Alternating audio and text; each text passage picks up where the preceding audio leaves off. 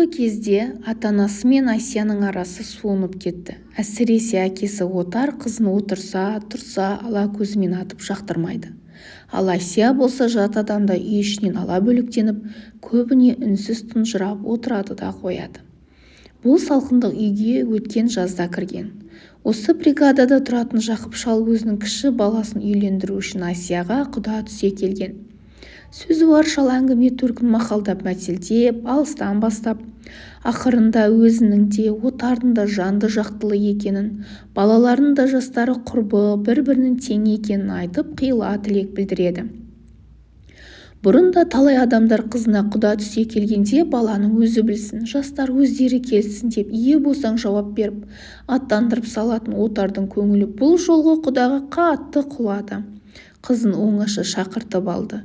Өзі сөйлесті, әкелік ақылын айтты. Шырағым, сенің жат жұрттық жан екеніңді мына анаң екеуміз туғаныңда-ақ білгеміз. Жасыңның кетіп келіп қалғанын өзің де түсінерсің. Бұрынғылар айтады екен, ұшы қайырылған біз қорлық, отырып қалған қыз қорлық деп. Енді мұнан былай қарай отырып қалар болсаң, ең әуел бізге батады. Мұндай түзік адамда кездесе бермес деп сөзін соза отырып бар жайды аңғартты. Ашаң жүзі қызара тершіген Асия әке сөзін төмен қарап үнсіз тыңдады да сыртқа шығып кетті. Қораның артына барып Жақып шал кеткенше жасырынып отырып алды. Әкесінің айтқандарына есіне түскен сайын жәбір көрген баладай өксіп жылап алады.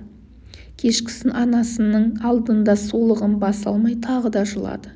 Көңілі сүймейтін адамға бара алмайтынын айтты.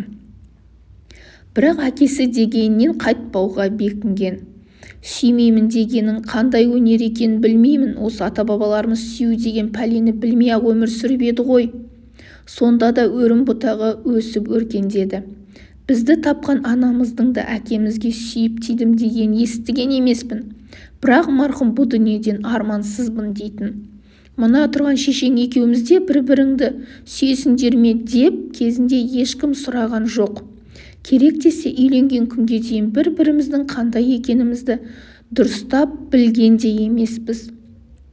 Әкелеріміз өзара құда түсті. Бас-аяқ 3-4 күннің ішінде той томалағын жасап үйлендіре қойды. Міне, көз отыр ғой өтірік десе. Біз отасқалы 40 жылдан асыпты. Шүкіршілік, тату-тәтті өмір сүріп келеміз. Тіпті бір-бірімізді сүймейміз-ау деп ойлаған емеспіз деп бір ауық қызына зіл тастай отырып сөйлеген. Асия болса ләм деместен безерген күйде басын шайқады. Қызының илікпес қалпын сезген соң ашу шақырып үй ішінің берекесін кетірді. Асия оның ашуын қалайда үнсіз көтеріп алуға, қарт адамның осалдығы ғой деп іштей кешірім етуге әзір еді. Бірақ әкенің бір ғана сөзі қатты батты. Есінен кетпестей боп жүрегіне діктеді. Енді өстіп қартайғанша отыр менің мойныма масыл боп деген еді.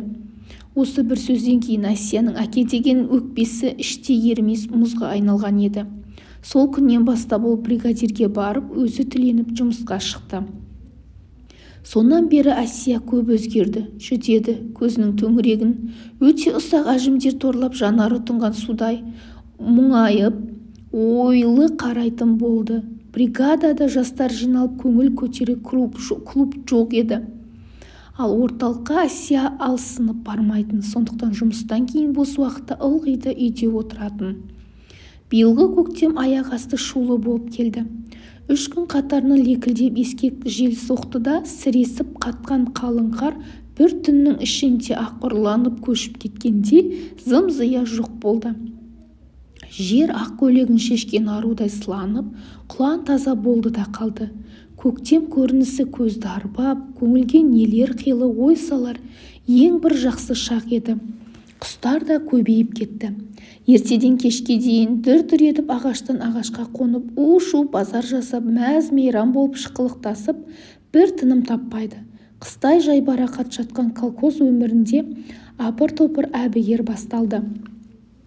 Осы көктеммен бірге Асияға да белгісіз бір үлкен сезім қатар келді.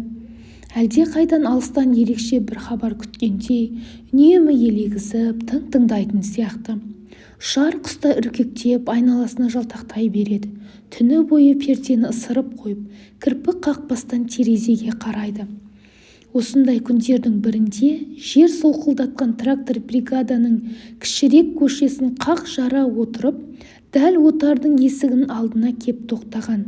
Аласа бойлы, кепкасын бір жағына қисайта киген қазанбас жеңілтек қара жігіт жерге секіріп түсті. Отағасының үйі осы ме екен, біз қонақпыз деді. Дәл бір қора кісі келгендей даурыға дауыстап, онан соң қақпа алдында тұрған Рәш кемпірге таяп кеп иіле қол беріп, күлімсірей амандасты. Ерні еріне жұғар емес, атым Ноян, орталықтанмын, бригадир жіберіп еді, жатақхана әзір болғанша осы үйде жата тұр деп.